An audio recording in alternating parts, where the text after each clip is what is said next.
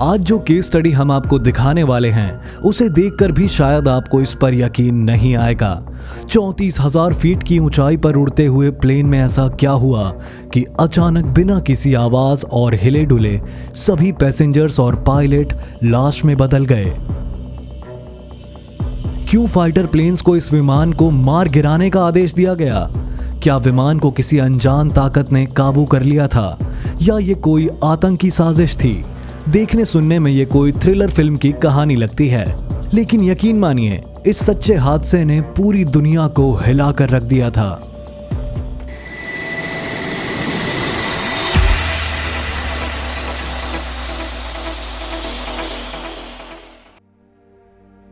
अगस्त 2005 Cyprus का Larnaca international airport. रात के लगभग 1:25 पर हीलियोस एयरवेज की फ्लाइट JU522 लंदन से उड़कर लारनाका एयरपोर्ट पर लैंड करती है।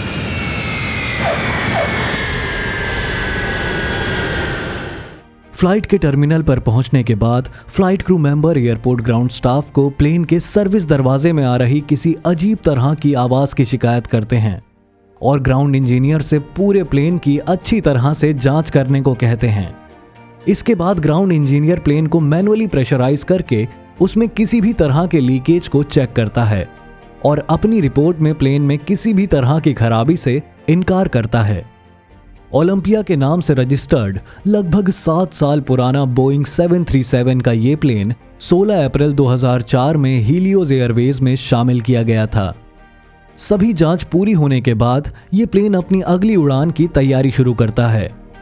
अपनी अगली उड़ान के लिए प्लेन को लारनाका एयरपोर्ट से ग्रीस के एथेंस इंटरनेशनल एयरपोर्ट जाना था, जिसके लिए नए क्रू मेंबर्स और पायलट्स को नियुक्त किया गया था। इस उड़ान के लिए प्लेन में 115 यात्रियों के साथ 6 क्रू मेंबर्स भी सवार थे। प्लेन का नेतृत्व 58 वर्षीय जर्मन पायलट हांस यूर्गेन मर्टेन कर रहे थे, जो पिछले 35 वर्षों से हीलियोस एयरवेज के साथ ही काम कर रहे थे। कैप्टन हैंस यूर्गेन मर्टेन के पास कुल मिलाकर 16,900 घंटे का फ्लाइंग अनुभव था, जिसमें से 5,500 घंटों का अनुभव इसी तरह के बोइंग 737 प्लेन को उड़ाने का था। फर्स्ट ऑफिसर के तौर पर 51 वर्षीय पायलट पैम्पोस चारालैम्बोस को नियुक्त किया गया था, जो पिछले 5 सालों से हीलियोस एयरवेज के साथ काम कर रहे थे। फर्स्ट ऑफिसर पैम्पोस चारालैम्बोस के पास भी 7,549 घंटों का फ्लाइंग अनुभव था। सुबह के लगभग 8 बजे धीरे धीरे सभी यात्रियों के सवार होने के बाद हीलियोस फ्लाइन अपना रोल ऑफ प्रोसेस शुरू करता है और टैक्सीवे से होते हुए फ्लाइट रनवे पर पहुंचती है। सभी प्री फ्लाइट चेक्स कंप्लीट करने के बाद लगभग 9:07 पर Helios flight Larnaca international airport से टेक ऑफ करती है।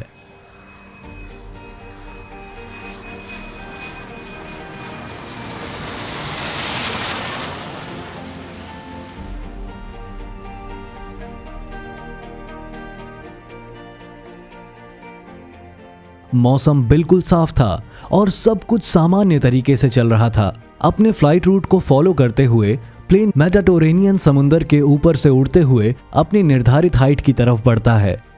लारनाका से एथेंस इंटरनेशनल एयरपोर्ट तक की ये दूरी हीलियोस फ्लाइट को लगभग 1 घंटे 23 मिनट में पूरी करनी थी और धीरे धीरे हाइट बढ़ाता हुआ प्लेन अपनी मंजिल की तरफ बढ़ रहा था। टेक ऑफ के लगभग 10 मिनट बाद प्लेन जब 12,000 फीट की ऊंचाई पर पहुंचता है तो तभी अचानक कॉकपिट में कैबिन प्रेशर वार्निंग अलार्म बजने लगता है और आमतौर पर इस अलार्म का मतलब पायलट को यह बताना होता है कि प्लेन के कैबिन प्रेशर सिस्टम में कुछ खराबी है, इसलिए पायलट को प्लेन की हाइट और नहीं बढ़ानी चाहिए। लेकिन बदकिस्मती से पायलट इस वार्निंग अलार्म को सही तरीके से नहीं समझ पाए और उन्हें लगा कि यह flight take off configuration warning alarm है, जिसे फ्लाइट के टेक ऑफ से पहले बजना चाहिए था, ना कि टेक ऑफ के 10 मिनट बाद। Take off configuration warning alarm आमतौर पर टेक ऑफ से पहले बजता है, जिसका मकसद पायलट्स को यह बताना होता है कि प्लेन को टेक ऑफ के लिए सही तरीके से कॉन्फ़िगर नहीं किया गया है। इसलिए उनके टेक ऑफ को रोककर सभी फ्लाइट चेक दोबारा पूरे करने चाहिए। लेकिन यहां तो प्लेन पहले ही टेक ऑफ करके 12,000 फीट की ऊंचाई पर पहुंच चुका था, तो अब ये अलार्म क्यों बज रहा था? ये सोच सोचकर पायलट्स की कंफ्यूजन और भी बढ़ती जा रही थी और प्लेन अभी भी ऊपर की तरफ क्लाइंब करता जा रहा था। और अगले कुछ ही मिनटों में एक एक करके कॉकपिट में बहुत सारे वार्निंग अलार्म बजने शुरू हो गए। कैबिन प्रेशर वार्निंग अलार्म के कारण पहले से ही परेशान दोनों पायलट्स अब इन नए वार्निंग अलार्म्स को ठीक करने की कोशिश में लग जाते हैं। और काफी मशक्कत करने के बावजूद भी जब दोनों पायलट्स इन वार्निंग अलार्म्स को ठीक नहीं कर पाते तो वो फाइनली हीलियोस मेंटेनेंस टीम को मदद के लिए कॉल करते हैं। अब तक प्लेन 18,000 फीट की ऊंचाई तक पहुंच चुका था। पायलट्स अभी मेंटेनेंस टीम को अपनी प्रॉब्लम समझाने की कोशिश कर ही रहे थे कि तभी अचानक पैसेंजर ऑक्सीजन अलार्म बजने लग जाता है और देखते ही देखते पैसेंजर कैबिन में ऑक्सीजन मास्क लटकने लग जाते हैं। लेकिन कॉकपिट में पायलट्स को अभी तक इस बात की जानकारी नहीं थी कि पैसेंजर कैबिन में ऑक्सीजन मास्क लटक चुके हैं। पायलट्स अभी भी इसे लैंडिंग कॉन्फ़िगरेशन वार्निंग मैसेज समझकर सर्विस टीम से इसे ठीक करने की जानकारी मांग रहे थे। कुछ देर बाद सर्विस टीम पायलट्स की कॉल को प्लेन के ग्राउंड इंजीनियर से कनेक्ट करती है। ग्राउंड इंजीनियर जब पायलट से प्लेन में आ रही खराबी की जानकारी मांगते हैं तो पायलट्स कहते हैं कि उन्हें ऐसा लग रहा है कि प्लेन का वेंटिलेशन कूलिंग सिस्टम काम नहीं कर रहा है। ये सुनकर इंजीनियर पायलट को प्लेन का प्रेशराइजेशन बटन चेक करने के लिए कहता है और पूछता है कि क्या ये बटन ऑटो मोड पर सेट है या नहीं। लेकिन कॉकपिट में बज रहे अलग अलग वार्निंग मैसेज से परेशान पायलट्स सर्विस इंजीनियर के इस सवाल को अनसुना कर देते हैं और दोबारा उससे वेंटिलेशन कूलिंग सिस्टम को ठीक करने की जानकारी मांगते हैं। और इसके बाद अचानक पायलट्स और सर्विस इंजीनियर की बातचीत बंद हो जाती है। ग्राउंड सर्विस टीम और एटीसी बार बार पायलट से कांटेक्ट करने की कोशिश करते हैं, लेकिन पायलट्स की तरफ से कोई जवाब नहीं आता। अपने निर्धारित रूट प्लान के अनुसार प्लेन अभी भी अपनी हाइट बढ़ाता जा रहा था और 34,000 फीट की ऊंचाई पर पहुंचकर प्लेन अभी भी अपनी मंजिल की तरफ बढ़ रहा था। सुबह के 9:30 पर एटीसी फिर से पायलट्स को कांटेक्ट करने की कोशिश करता है, लेकिन अभी भी कोई जवाब नहीं आता।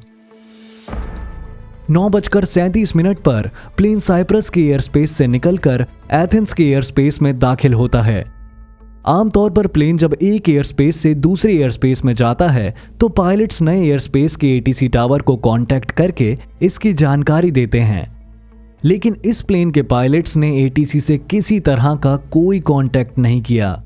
बिना कांटेक्ट किए अपने निर्धारित रूट को फॉलो करते हुए प्लेन अभी भी 34,000 फीट की ऊंचाई पर उड़ता जा रहा था।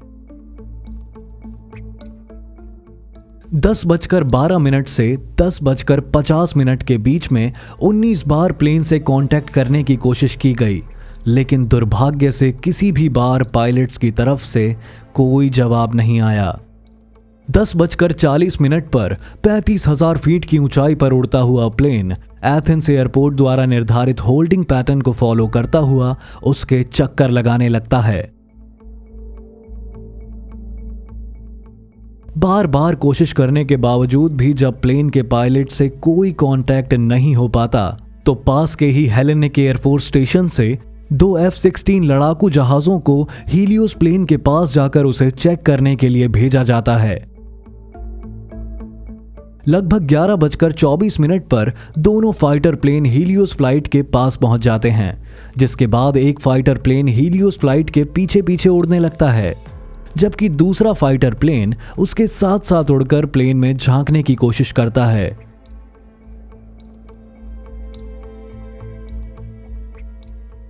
सावधानी बहुत ही जरूरी है, फिर चाहे वो हवाई यात्रा हो या आपके घर की सुरक्षा। इसलिए हमारे आज के वीडियो के स्पॉन्सर हैं D3D security system and CCTV camera. अब चाहे आप ऑफिस में काम कर रहे हो या कहीं विदेश यात्रा पर हो, अपने मोबाइल फोन से आप अपने घर और परिवार को कभी भी लाइव देख सकते हैं। इसी तरह D3D सिक्योरिटी सिस्टम लगाकर आप अपने घर में किसी भी अनजान आदमी को आने से रोक सकते हैं। D3D सिक्योरिटी और CCTV को इस्तेमाल करना बहुत ही आसान है और कीमत में भी D3D के सभी प्रोडक्ट बहुत ही किफायती प्राइस पर उपलब्ध हैं। इसी के साथ डिस्क्रिप्शन में हम आपको एक स्पेशल कूपन कोड भी दे रहे हैं जिसका उपयोग करके आप स्पेशल डिस्काउंट भी पा सकते हैं। तो देर किस बात की, अपने परिवार को दीजिए सुरक्षा का तोहफा। और आइए इसी के साथ वापस आते हैं अपनी केस स्टडी पर।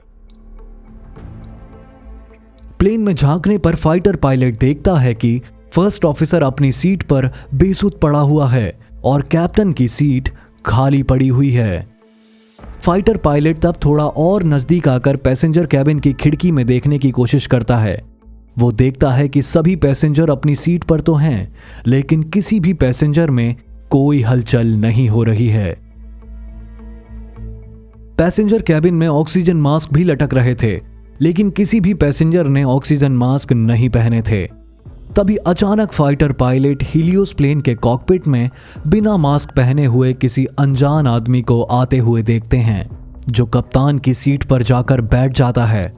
ये देखकर फाइटर पायलट हीलियोस प्लेन के थोड़ा और नजदीक आकर उस इंसान का ध्यान अपनी ओर खींचने की कोशिश करता है, लेकिन बेसुधी की हालत में वो अजनबी इंसान फाइटर प्लेन की तरफ कोई ध्यान नहीं देता। लगभग 11:50 पर इसी तरह अपने आप उड़ते हुए हीलियोस प्लेन के बाएं इंजन से धुआं निकलने लगता है और कुछ देर बाद बाएं इंजन के बंद होने के साथ ही प्लेन एक तरफ झुकने लगता है। लगभग 11:54 पर फ्लाइट के कॉकपिट वॉइस रिकॉर्डर में 2 बार मेडे मैसेज रिकॉर्ड होता है और लगभग 12 बजे प्लेन 7100 फीट की ऊंचाई पर उड़ रहा था। तो तभी बाएं इंजन के साथ साथ दायां इंजन का भी फ्यूल खत्म होने के कारण बंद हो जाता है। दोनों इंजन के बंद होते ही प्लेन तेजी से नीचे आने लगता है और 12:04 पर एथेंस एयरपोर्ट से लगभग 40 किलोमीटर दूर ग्रामेटिको के नजदीक पहाड़ियों में क्रैश हो जाता है।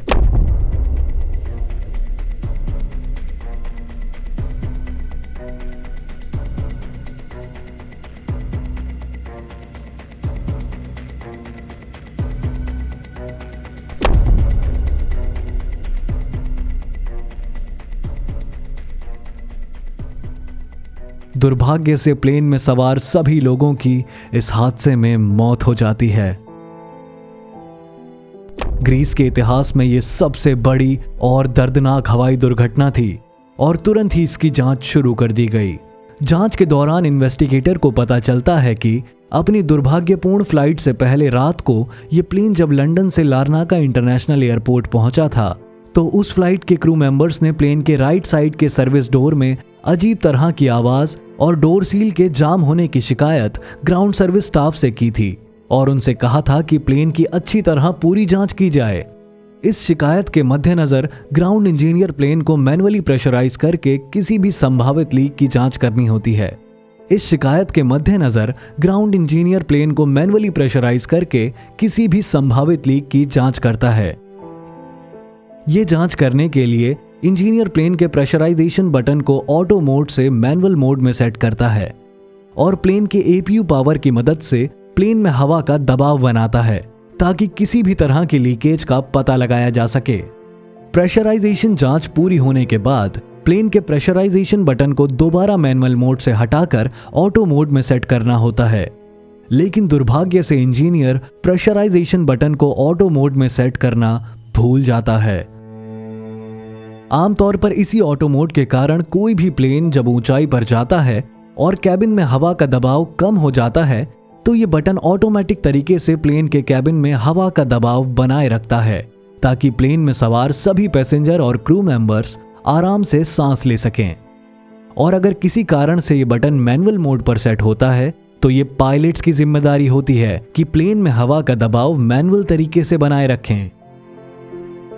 स्टैंडर्ड प्रोसेस के अनुसार किसी भी फ्लाइट से पहले पायलट्स 3 अलग अलग चेकिंग करते हैं: pre flight checks, after start check और आफ्टर टेक ऑफ चेक।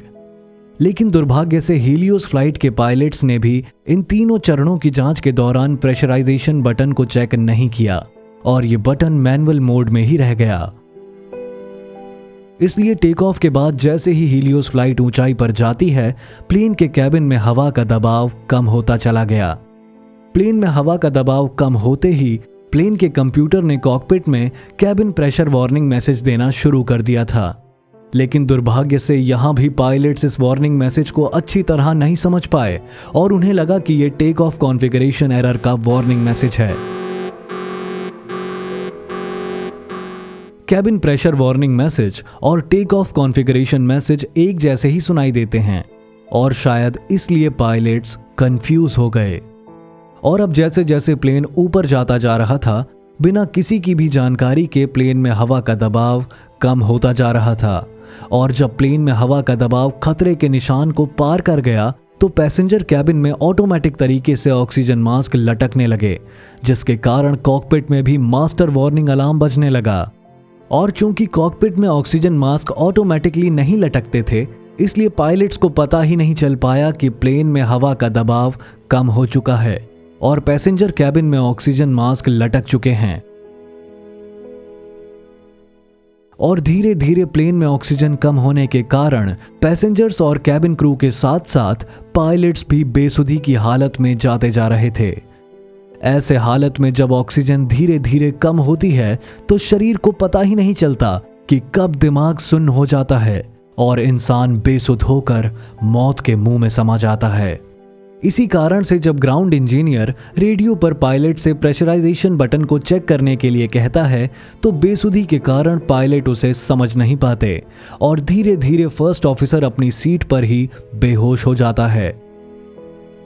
उस वक्त कप्तान कॉकपिट की पिछली तरफ इलेक्ट्रिक सर्किट को चेक करने की कोशिश कर रहा था, इसलिए वो वहीं बेहोश हो जाता है। इसी कारण से F-16 फाइटर पायलट्स को कप्तान अपनी सीट पर दिखाई नहीं देते।